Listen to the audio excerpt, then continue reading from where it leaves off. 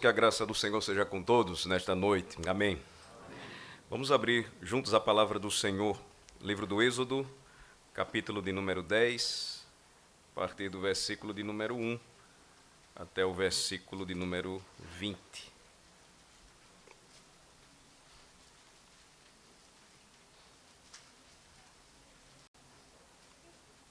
Aos que conhecem a história do Êxodo, as famosas 10 pragas que o Senhor Deus Yahvé lançou contra Faraó e o Egito, provam que, manifestando a sua glória, o Senhor salvaria o seu povo para a sua glória, para a promoção da sua glória. Nós escolhemos a oitava dentre as 10 pragas, a chamada praga dos gafanhotos, porque nós gostaríamos de considerar aqui um ponto importante, à medida em que o Senhor estava revelando-se e de forma poderosa, manifestando a sua glória no Egito, confrontando Faraó para que se humilhasse, se arrependesse e temesse ao Senhor de toda a terra, o Rei dos reis, o Senhor dos senhores, e ao mesmo tempo, confirmando suas promessas, enviando o seu profeta Moisés, ele confirmasse aquilo que havia pactualmente prometido nos tempos antigos. O Deus de Abraão, de Isaque e de Jacó não permitiria que o seu povo permanecesse ainda escravo no Egito, mas atendendo o clamor e a oração do seu povo, ele então envia um redentor, ele envia um profeta, e ele então diria a Faraó por repetidas vezes: deixa o meu povo ir. De modo que reforma e educação foi o tema para as conferências de aniversário da Igreja Presbiteriana da Aliança. E aqui nós temos um ponto específico. Se nós pudéssemos aqui dar um tema à exposição desta noite, nós poderíamos denominá-lo uma história para contar para os nossos filhos. É justamente a respeito disso que nós vamos observar e vamos focar aqui nesta noite. Êxodo capítulo 10, portanto, versículos de 1 a 20, eu peço a atenção dos irmãos à leitura da palavra do Senhor. Disse o Senhor a Moisés: vai ter com Faraó, porque lhe endureci o coração e o coração de seus oficiais, para que eu faça estes meus sinais no meio deles. E para que contes a teus filhos e aos filhos de teus filhos, como zombei dos egípcios, e quantos prodígios fiz no meio deles, e para que saibais que eu sou o Senhor. Apresentaram-se, pois, Moisés e Arão perante Faraó, e lhe disseram: assim diz o Senhor, o Deus dos hebreus: até quando recusarás humilhar-te perante mim? Deixa ir o meu povo para que me sirva. Do contrário, se recusares deixar ir o meu povo, eis que amanhã trarei gafanhotos ao teu território. Eles cobrirão de tal maneira a face da terra que dela nada aparecerá. Eles comerão o restante que escapou, o que vos resta da chuva de pedras, e comerão toda a árvore que vos cresce do campo. E encherão as tuas casas e as casas de todos os teus oficiais e as casas de todos os egípcios, como nunca viram teus pais, nem os teus antepassados, desde o dia em que se acharam na terra até o dia de hoje. Virou-se e saiu da presença de Faraó.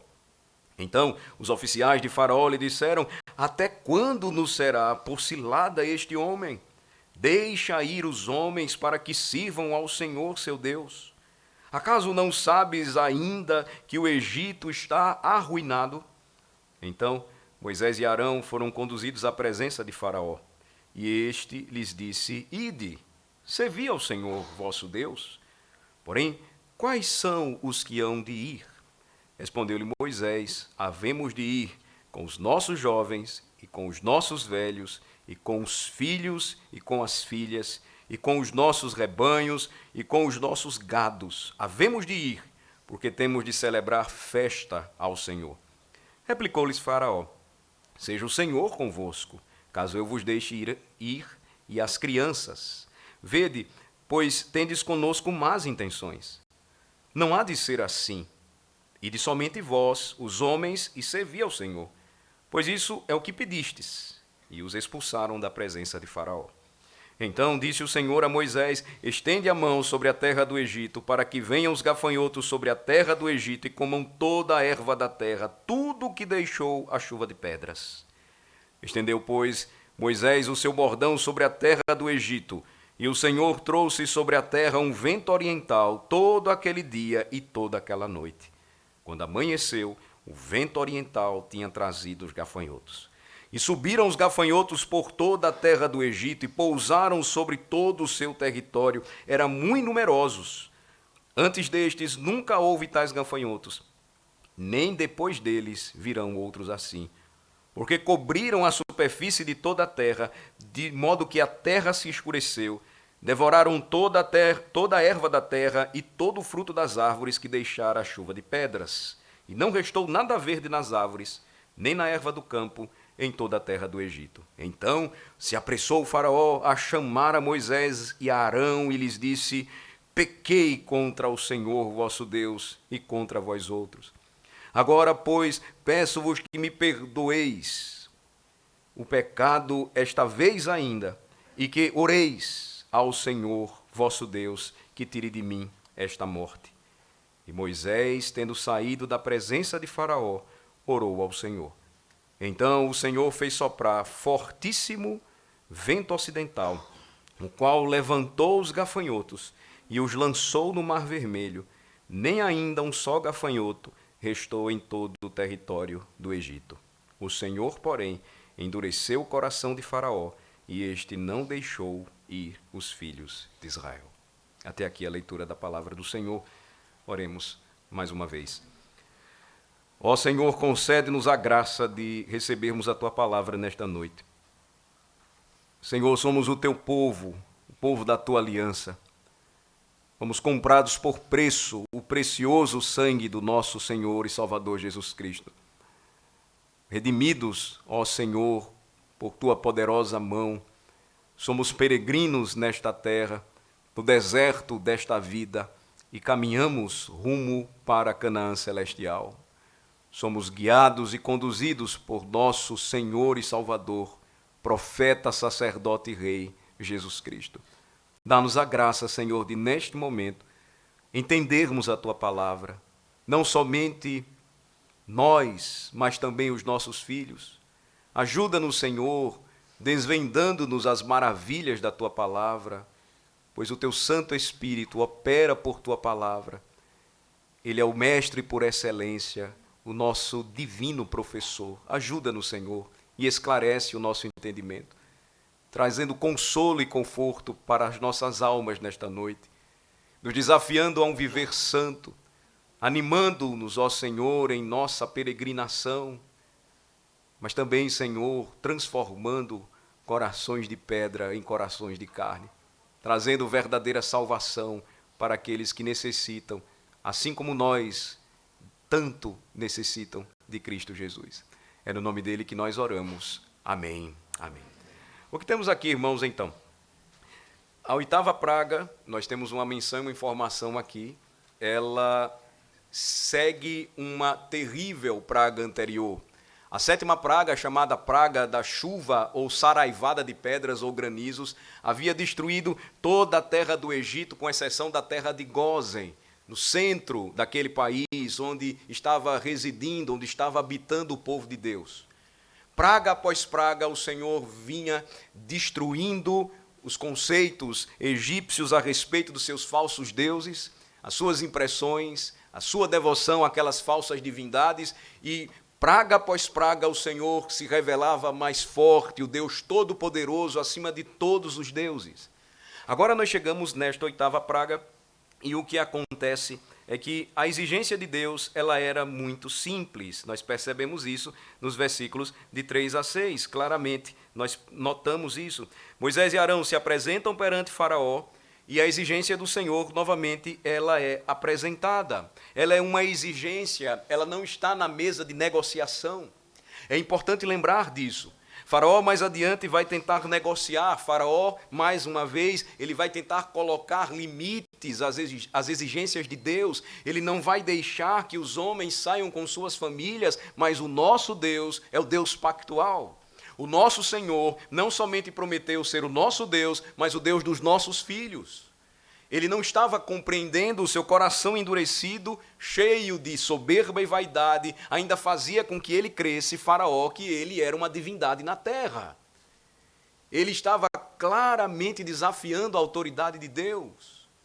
Deus não vinha, através de seu profeta, Moisés, e o seu irmão Arão, apresentar negociação com Faraó. Mas a partir do versículo 3, o que é que nós percebemos? Mais uma vez, a palavra do Senhor e o destaque aqui, o Deus dos Hebreus, claramente a sua identificação. Eu sou o Senhor teu Deus, que te tirei da terra do Egito, da casa da servidão. Até quando recusarás humilhar-te perante mim? Deixa ir o meu povo para que me sirva. Recusando-se a obedecer, a ameaça então ela vem. Do contrário, se você recusar, deixar ir o meu povo, então eu cobrirei o seu território de gafanhotos.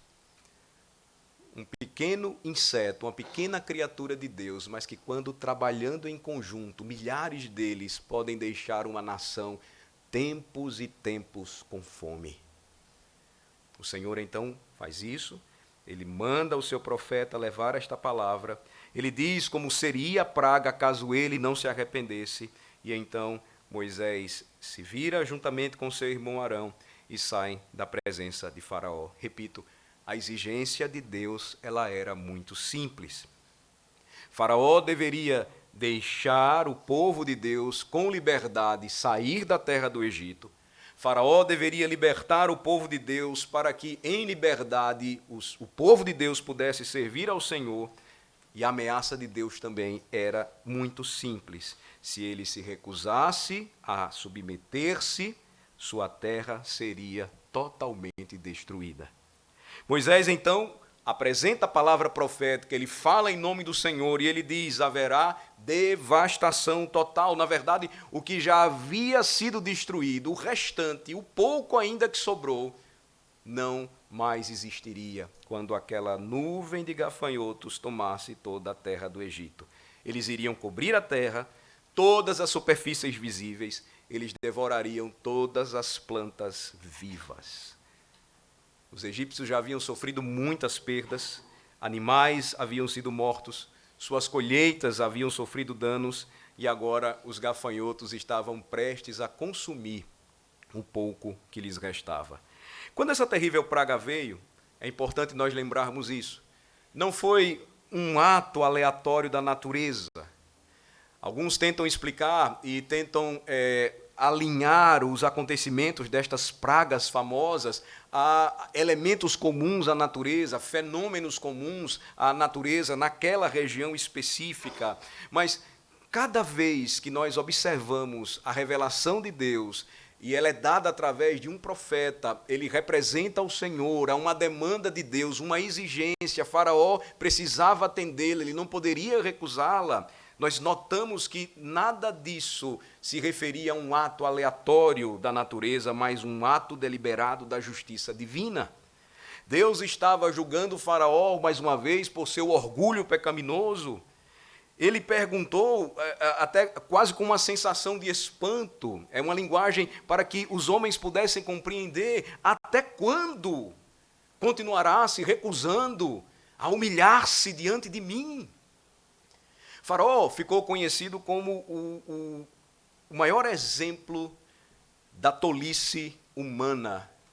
Diante da glória de Deus, diante da proclamação viva da glória de Deus através da criação, Faraó é o exemplo de como os homens podem ser tolos e, não dando glória a Deus, eles se tornam nulos em seus próprios raciocínios. Faraó teve grandes oportunidades, talvez o homem que experimentou talvez o homem que mais experimentou oportunidades dadas por Deus, sinais após sinais, claros, a palavra de Deus indo diretamente a ele, se cumprindo. Faraó, portanto, ele precisava se arrepender, mas ele continuava mantendo a sua posição de orgulho pecaminoso. E esta foi uma pergunta pertinente. O Senhor, então, a apresenta por meio do profeta. Quanto tempo levaria? Quanto tempo duraria para que aquele homem arrogante se arrependesse? 7 pragas ele já havia sofrido, mas nenhum progresso espiritual real havia então acontecido. Ele não progredia, ele somente endurecia cada vez mais o seu coração. Veja, no capítulo 1, versículo 11 do livro de Êxodo, a Escritura diz literalmente que Faraó humilhou o povo de Deus com trabalho forçado. Capítulo 1, versículo 11 diz, os humilhou com trabalho forçado. Agora ele estava sendo cada vez mais humilhado pelo Senhor. Ele atendeu o clamor do seu povo. E agora aquele homem poderoso, mais poderoso da época, estava sendo humilhado na presença do Senhor de toda a terra. Ele teve a oportunidade de se voltar para Deus, de deixar o povo de Deus partir, mas ele continuava se rebelando. E o Senhor, então, estava mais uma vez demonstrando a sua glória, apresentando-a, revelando-a para o Egito. Faraó precisava escolher humildade ou humilhação. Ele estava optando por enfrentar aquele que, como diz a Escritura, agindo Deus, quem o impedirá? Então, na sequência, nós podemos aqui pensar um pouco e refletir um pouco nesse ponto. Todo ser humano, todo homem nesta terra enfrenta o mesmo problema de Faraó. A Bíblia ensina que Deus resiste aos soberbos. Está em 1 de Pedro, capítulo 5. Contudo, aos humildes ele concede a sua graça. E em seguida, ele faz, o apóstolo, uma aplicação óbvia. Versículo 5 de 1 de Pedro, capítulo 5, diz isso. Na sequência, o versículo 6, então, há uma chamada à humildade. Humilhai-vos, portanto, sob a poderosa mão de Deus, para que ele, em tempo oportuno, vos exalte. Ele resiste ao soberbo, mas ele dá graça aos humildes. A pergunta, então, de Deus para Faraó, por quanto tempo você se recusará a humilhar-se diante de mim, poderia ser observada aqui. Podemos pensar nisso nesta noite de outras formas, de outras maneiras. Uma vez que Faraó exemplifica todo ser humano arrogante, que em seu coração, como diz o salmista, afirma, não há Deus. Nós poderíamos então perguntar, quanto tempo você viverá um estilo de vida tão pecador? Quanto tempo você vai destruir a si mesmo e as pessoas que você ama? Quanto tempo você vai adiar o dia do arrependimento, quando a Escritura diz que este dia é hoje, quando você ouve a voz da pregação do Evangelho? Quanto tempo você ainda vai demorar? Spurgeon pregou nesta passagem e, comentando esta passagem, ele disse o seguinte: esqueça o Faraó e pense apenas em você. Que o próprio Senhor Jesus Cristo, com a sua cabeça coroada de espinhos, suas mãos perfuradas, estando ao seu lado no banco e olhando diretamente para a sua alma, e dizendo em um tom incomparavelmente harmonioso, a música do seu evangelho gracioso, do amor e do coração: até quando recusarás humilhar-te diante de mim? Esqueça Faraó e pense em você nesse momento, ouvindo o Evangelho da salvação do nosso Deus. E a mesma pergunta, ela ressoa ainda aos nossos ouvidos: até quando você se recusará a humilhar-se diante do Senhor? Boa parte de nós conhece a história. Faraó nunca se humilhou. Na verdade, ele não estava disposto a fazer isso. Ele era um pecador, um coração tão endurecido, e nós notamos que, de forma misteriosa, o seu coração endurecido, ele então faria parte do plano glorioso e redentor de Deus por seu povo. Embora ele fosse responsável por seus atos, o seu coração endurecido então seria cada vez mais endurecido pelo Senhor, dada a sua resistência em não escutar a voz de Deus. Nós olhamos então Êxodo começando com estas palavras: vai ter com o Faraó. Está aí no versículo de número 1. Porque eu endureci o coração dele, o coração de seus oficiais, para que então eu faça estes meus sinais no meio deles. À medida que nós estudamos o livro do Êxodo, irmãos, é impressionante como nós percebemos que, sob a providência de Deus, estava nos planos dele que estas pragas, então, elas acontecessem. Praga após pragas, sucessivamente, manifestando o poder do Deus onipotente, a glória do Deus de toda a glória. Mas aqui nós temos um mistério que diz respeito à relação entre a soberania divina e a responsabilidade humana. Às vezes nós pensamos nas pragas como um tipo de estratégia de Deus para amolecer o coração do faraó. Poderia ser considerado parcialmente verdade, porque era também a oportunidade que ele se arrependesse, que ele cresce na mensagem que estava sendo entregue a ele, estava sendo proclamada através de Moisés. Mas no final de tudo, aquelas pragas mortais, como ele mesmo vai se referir a esta oitava praga, uma praga de morte, uma praga mortal, elas tinham por objetivo convencer Faraó de que o povo ele precisava ir.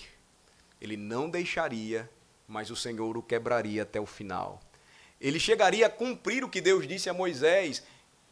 Ele não vai aguentar e ele vai expulsar vocês. Ele vai mandar vocês embora. Ele não vai suportar.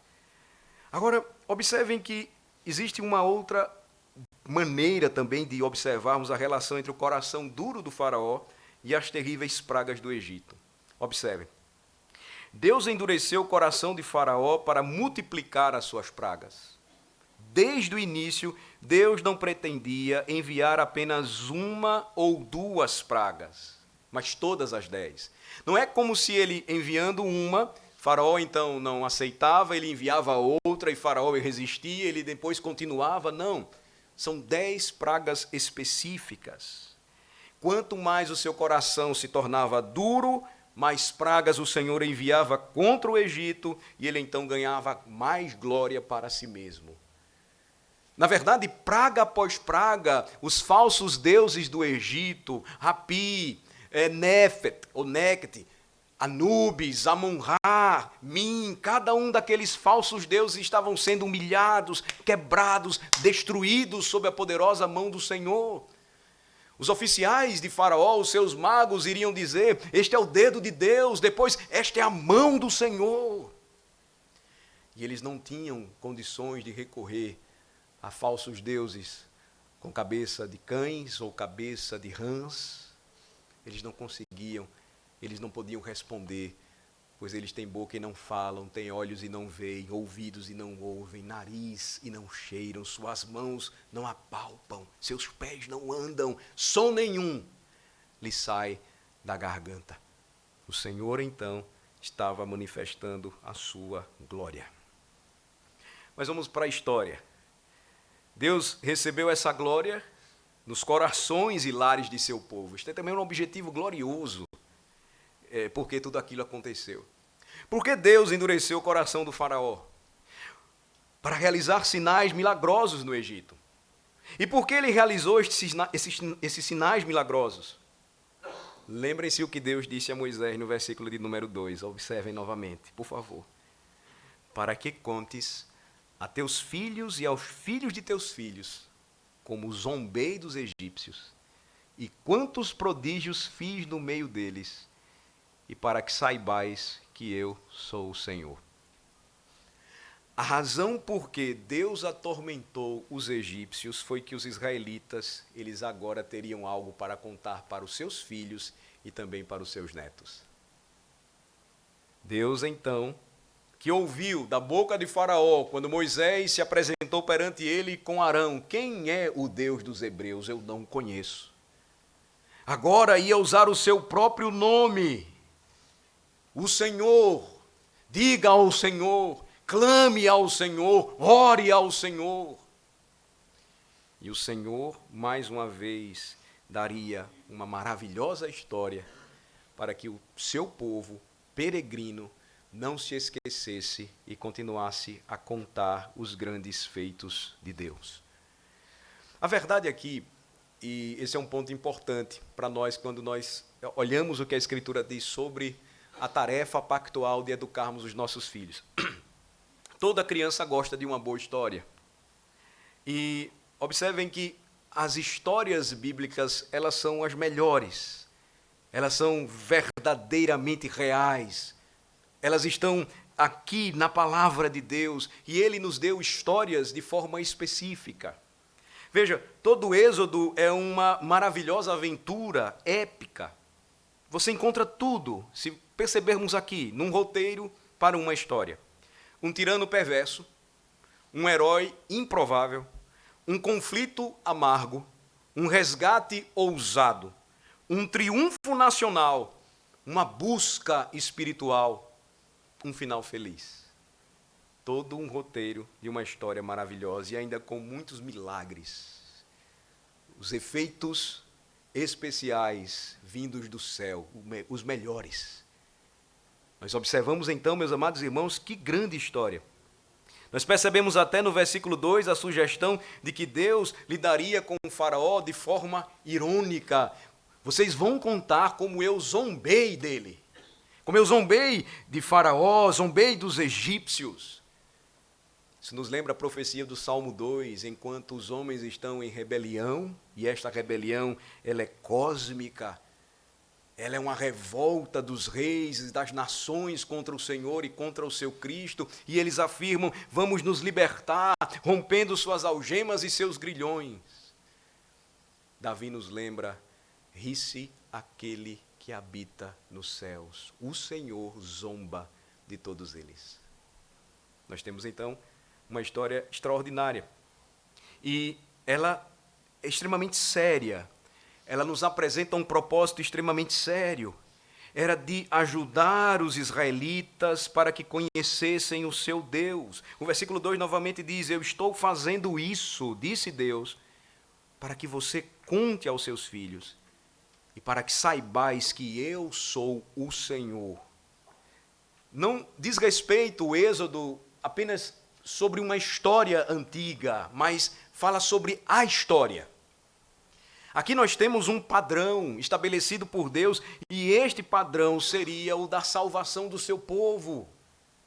Este padrão prepararia o povo para a chegada do grande Rei e Salvador, Jesus Cristo, o Redentor dos eleitos. A história, meus irmãos, que moldou os israelitas como povo de Deus, era a história da salvação deles. Percebam isso. É uma primeira consideração aqui com base no versículo 2 para nós nesta noite. A história que molda os israelitas como povo de Deus seria ou se tornaria a história de sua salvação. Era uma história verdadeira, baseada em fatos reais, que explicava tudo o que os filhos de Deus precisavam saber. Percebam as conexões que nós precisamos fazer com o nosso tempo. Nós não podemos tomar esses escritos apenas reservando-os para o momento em que no domingo nós somos instruídos e ouvimos a palavra de Deus, e parece que durante a semana nós nos separamos de tudo isso. Nós nos desconectamos daquilo que é real, daquilo que fala a respeito da verdadeira história da salvação do povo de Deus e que deve ser contada sempre. É o que vai animar e vai motivar o povo de Deus a seguir adiante, a seguir em frente. De 9 anos de caminhada desta igreja para mais outros 9, até quando o Senhor Jesus Cristo voltar e a igreja é animada e fortalecida no Senhor. Segundo, a história que nós temos aqui diante de nós explicou quem de fato os israelitas eram. Ela explicou quem eles eram, o povo de Deus, libertado da escravidão. Número 3, explicou quem era Deus, o Senhor Deus de Israel, o Deus de todo poder, o Deus de toda glória. Número 4, explicou de onde eles vieram, do Egito. Dizia para onde eles estavam indo, para uma terra que mana leite e mel. Das trevas para a luz, do Egito para Canaã, para a terra prometida. Quinto, explicou qual era o propósito deles. Por que eles deveriam ser salvos ou por que eles seriam salvos? Eles seriam salvos para a glória de Deus. Eles deveriam sair em liberdade para adorar o Senhor. Diferentemente dos deuses egípcios localizados e imóveis o povo de Deus de forma distinta, para onde se dirigisse, para onde peregrinasse, para onde saísse, o Senhor estaria sempre com eles. Ele faria habitação com o seu povo, ele faria o seu tabernáculo. E tudo isso apontaria para aquele que diz, ou para o evangelho que nos diz, e o Verbo se fez carne e habitou ou tabernaculou entre nós. E vimos a sua glória, glória como a do unigênito do Pai. Ao enviar suas pragas contra o faraó, Deus estava dando ao seu povo uma história que respondia a todas as grandes perguntas da humanidade, tão próprias, tão necessárias para um povo que estava sob uma escravidão de 400 anos em uma terra estranha, que aguardava com expectativa todas as promessas antigas. O Senhor estava trazendo então resposta para todas estas grandes perguntas. Quem sou eu? De onde eu vim? Para onde eu vou? Qual o sentido da vida para mim? Existe verdadeiramente um Deus? Se Ele existe, como posso conhecê-lo e o que Ele deseja de mim, o que Ele quer que eu faça? Ao mesmo tempo, irmãos, que nós percebemos todos estes acontecimentos relatados no Êxodo, para o Egito e para Israel, nós notamos a rejeição de um povo, mas a expectativa e a fé de outro povo. A soberba e a arrogância de um líder e a devoção, o temor e a confiança no Senhor na vida de outro homem que foi trabalhado no deserto e ensinado a confiar em seu Senhor de todo o coração. A história era tão importante, meus amados irmãos, que Deus queria que todos os filhos soubessem. Veja que no versículo 2, primeiramente, Moisés deveria ser o principal contador dessa história. No final, uma parte do versículo, a primeira parte do versículo 2 diz: e para que contes a teus filhos e aos filhos de teus filhos. Quando Deus disse conte a seus filhos, ele estava falando primeiramente com Moisés, como profeta de Deus. Era responsabilidade dele contar ao povo de Deus a história da salvação. Mas, na sequência, esta responsabilidade levada a séria por Moisés, ela então deveria ser continuada por todos os pastores de famílias, por todos os chefes de famílias, por todos os líderes. Quando nós lemos Êxodo, nós percebemos como isso foi levado a sério por Moisés. Se você tomar, marquem por favor Êxodo 10, por um instante, e vamos para o capítulo 18. Vejam que o profeta vai levar isso a sério, ele não vai apenas guardar aquilo por um momento, mas quando nós chegamos no capítulo 18, vejam que no versículo de número 8, Moisés vai encontrar seu sogro e ele vai contar a história da salvação, e a história então vai cumprir o seu propósito. Versículo 8 diz: contou Moisés a seu sogro tudo o que o Senhor havia feito a Faraó e aos egípcios por amor de Israel, e todo o trabalho que passaram no Egito, e como o Senhor os livrara. E quando Moisés ele conta tudo isso a Jetro, ele vai cumprir o propósito para o qual ele foi vocacionado, e também o propósito porque o povo de Deus foi chamado a ser testemunha da glória de Deus neste mundo. Versículos de 9 a 11. Vejam os efeitos disso. Alegrou-se Jetro de todo o bem que o Senhor fizera a Israel, livrando-o da mão dos egípcios, e disse: bendito seja o Senhor, que vos livrou da mão dos egípcios e da mão de Faraó. Olhem só que interessante o versículo 11. Agora sei que o Senhor é maior que todos os deuses, porque livrou este povo de debaixo da mão dos egípcios, quando agiram arrogantemente contra o povo. Por meio da história da salvação do povo de Deus, da opressão e da escravidão no Egito, Moisés ajudou Jetro a conhecer a Deus e a glorificá-lo. Vejam que interessante. Moisés ele não vai parar aí, mas ele vai registrar todos esses eventos nas páginas das Escrituras. O Senhor, então, o inspiraria para esse propósito. A verdade é que quando nós estudamos o livro do Êxodo, meus amados irmãos, é como se nós nos assentássemos hoje aos pés de Moisés. É como se ele fosse o nosso tataravô, ele estivesse nos contando os grandes feitos de Deus. Nós lemos isso, nós ouvimos a pregação da palavra, nós contamos essa história para os nossos filhos e nós precisamos reforçar, esta é a nossa história. Ela diz respeito ao nosso povo. Deus preparou tudo isso para que, com a chegada do Messias, o reino e nação, que era a igreja na antiga dispensação do pacto, agora se tornasse católica ou universal, cumprindo o propósito de Deus de que de Jerusalém o evangelho então alcançaria os confins da terra e que os da fé em Cristo são os verdadeiros filhos de Abraão. Tudo isso, meus amados irmãos, está conectado aqui.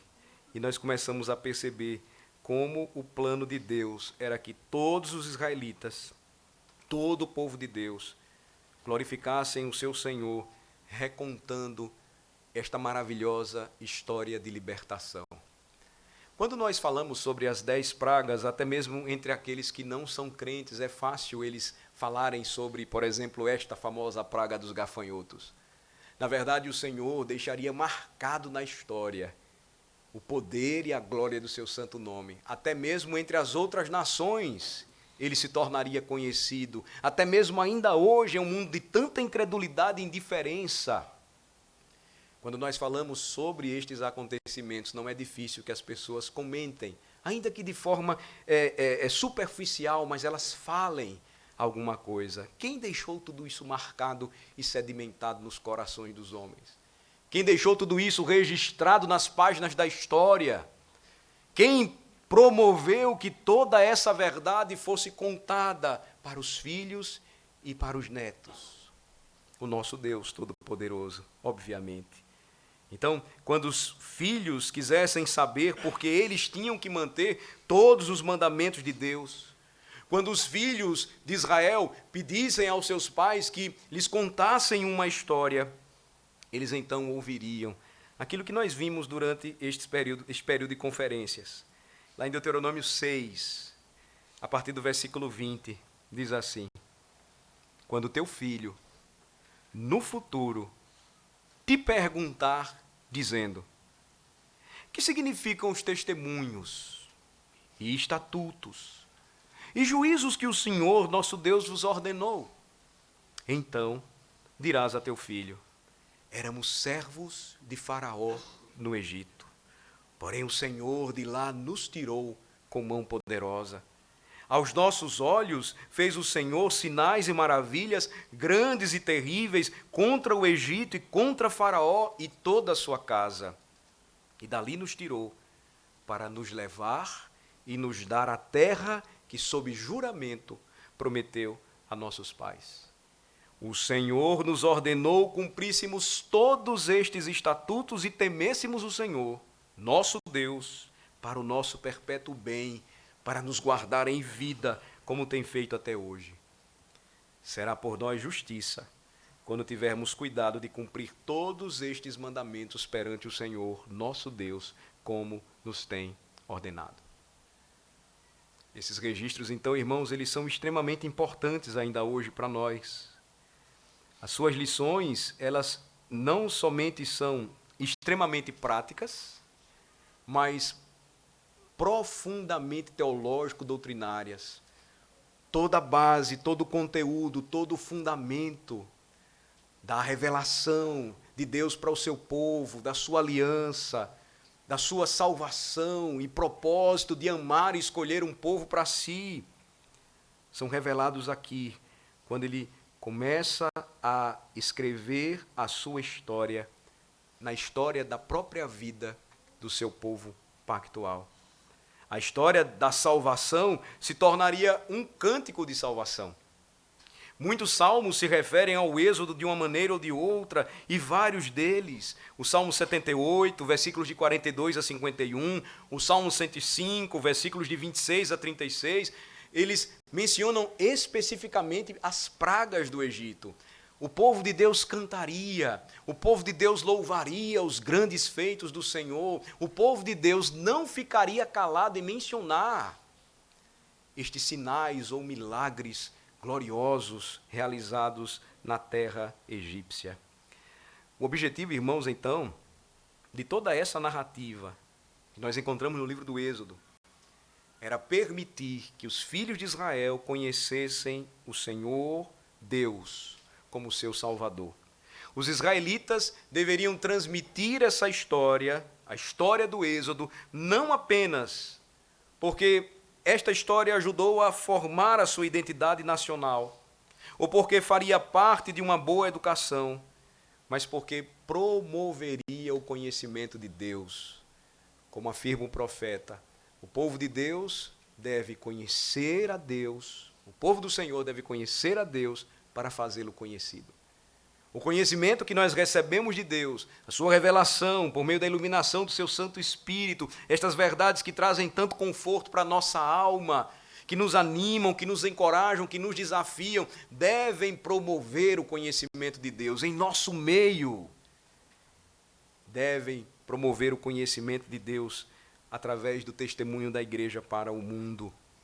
Nós não poderíamos pensar diferente quando nós fazemos esta associação com o objetivo de Deus de que tudo isso fosse contado para as futuras gerações.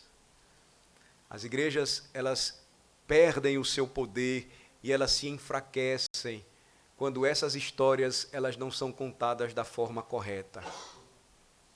Quando elas não são descritas, narradas em seu contexto, na sua forma real.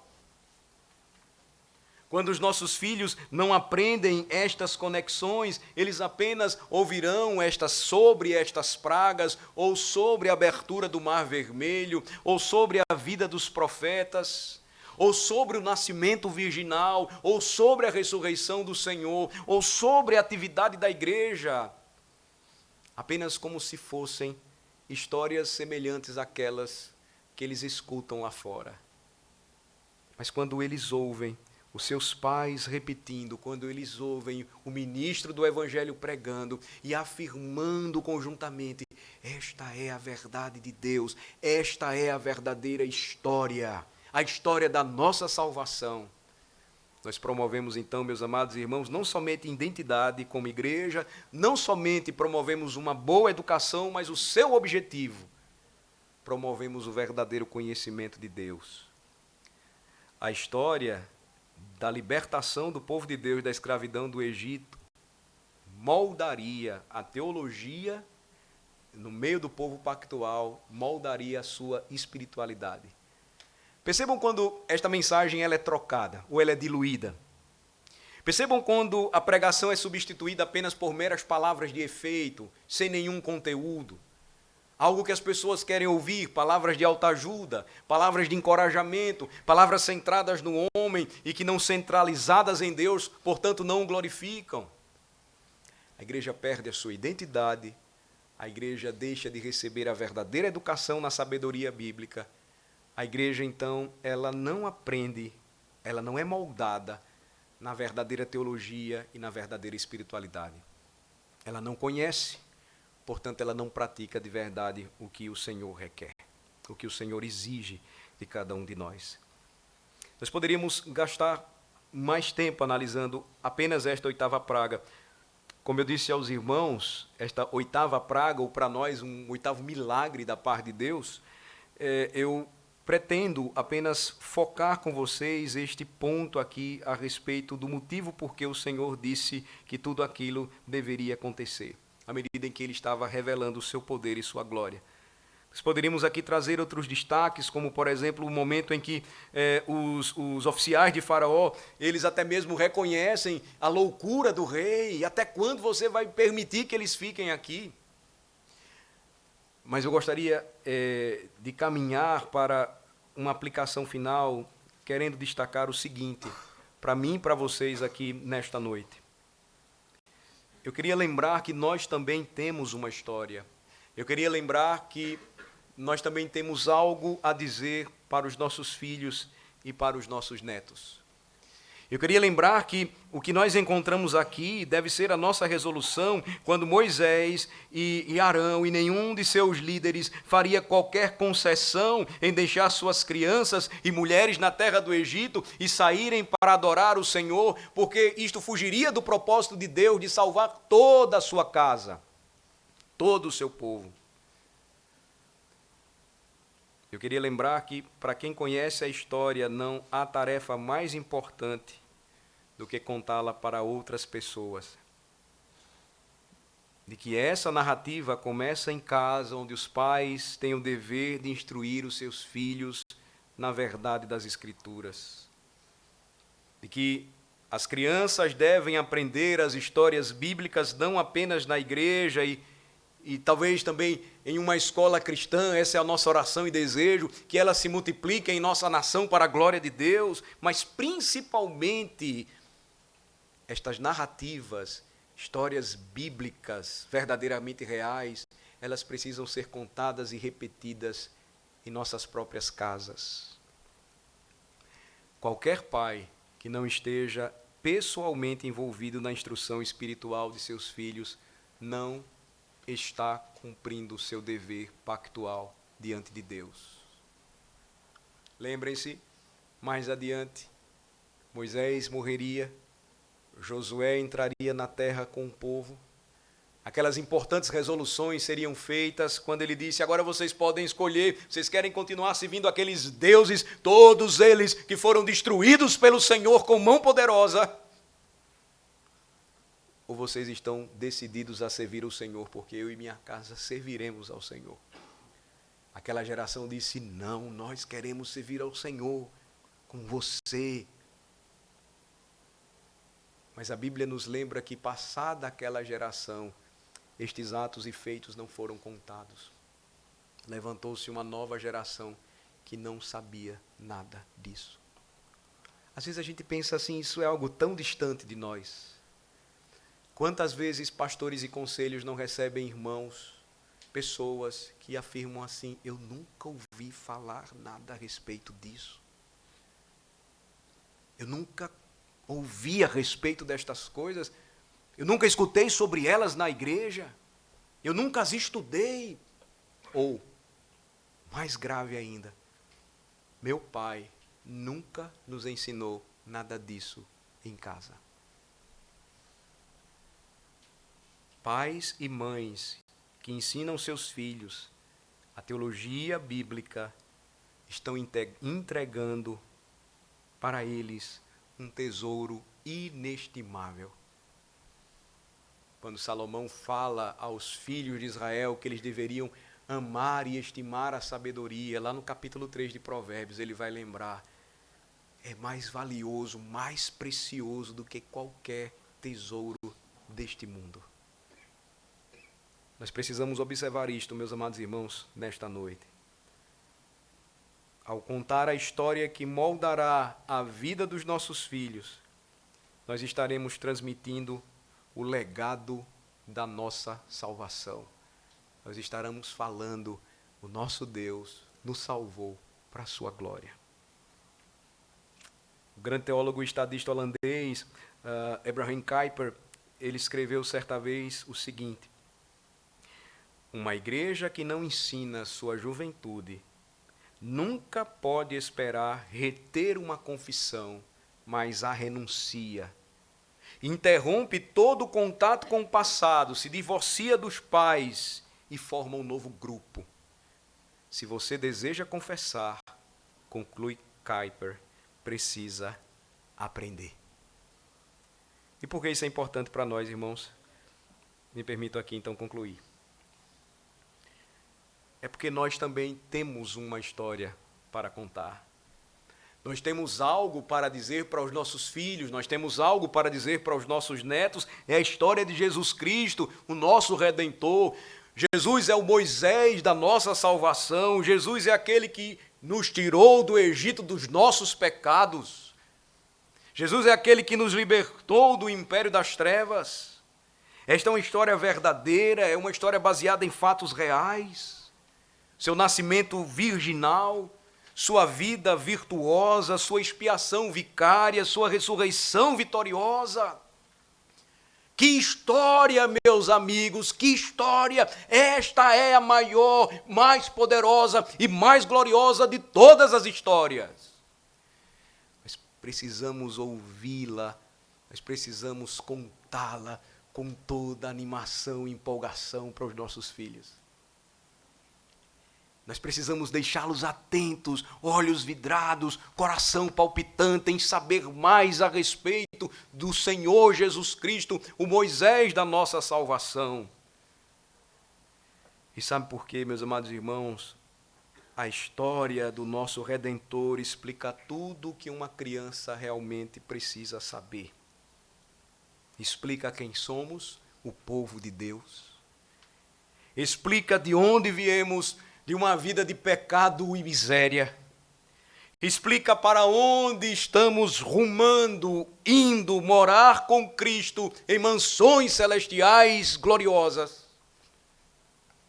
Explica quem Deus é, o Pai de infinita misericórdia e imensurável amor. Explica por que estamos aqui, para glorificar a Deus e gozá-lo para todo sempre. Nós temos, irmãos, uma história para contar. Essa é a maior de todas as histórias. Nós não podemos negligenciá-la. Ela deve ocupar a nossa mente, o nosso coração, ao sairmos deste momento de culto em que guardamos o maravilhoso dia do Senhor, a nossa expectativa durante a semana, imprimindo esta animação, empolgação no coração dos nossos filhos, é que nós vamos voltar para cá novamente, porque aqui é o lugar onde nós ouvimos o profeta, ou nós ouvimos a profecia, a palavra de Deus sendo pregada, e daqui nós saímos contando e falando dos grandes feitos de Deus, e quando voltamos novamente nós lembramos, nós não somos desse mundo. Nós experimentamos o seu reino hoje, nós o proclamamos e o testemunhamos, e vivemos no mundo de Deus, manifestando a glória de Deus. Mas tudo isso nos aponta para um grande e maravilhoso dia, o dia em que não choraremos mais, porque a morte já não existirá. O dia em que não sofreremos mais, porque o Senhor enxugará dos nossos olhos toda a lágrima. O dia em que não veremos mais trevas, pois o sol da justiça estará conosco, perene, eternamente, para todo sempre. Vamos orar ao Senhor.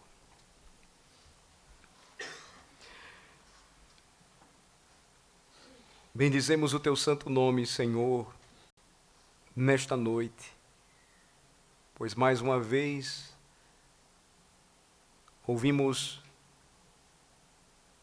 os teus servos, santos homens separados pelo Senhor, para registrar estas maravilhosas histórias, contá-las para nós, no poder e ação do teu Santo Espírito. Ao lermos a tua palavra, ouvimos a tua voz, Senhor. E que maravilhosa história foi aquela em que o Senhor, com mão poderosa, libertou os nossos antepassados, escravos no Egito. Que maravilhosa história nós ainda hoje podemos contar, quando tudo aquilo se revelaria um padrão do nosso Redentor, superior a Moisés, o Senhor Jesus Cristo, o qual viria para nos libertar da escravidão dos nossos pecados e misérias e nos conduzir em segurança para um reino de amor. Senhor, a tua palavra é poderosa e mais uma vez a verdadeira história que o mundo rejeita, mas que o teu povo testemunha e proclama mais uma vez nesta noite, ela foi anunciada.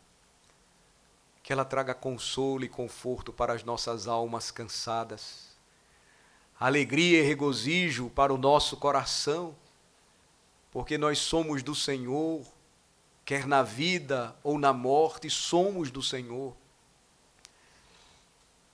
Que isso traga coragem, ousadia e esperança para cada um dos nossos filhos que tem recebido a fé de seus pais, e esta fé tem sido transmitida à medida em que eles escutam esta maravilhosa história.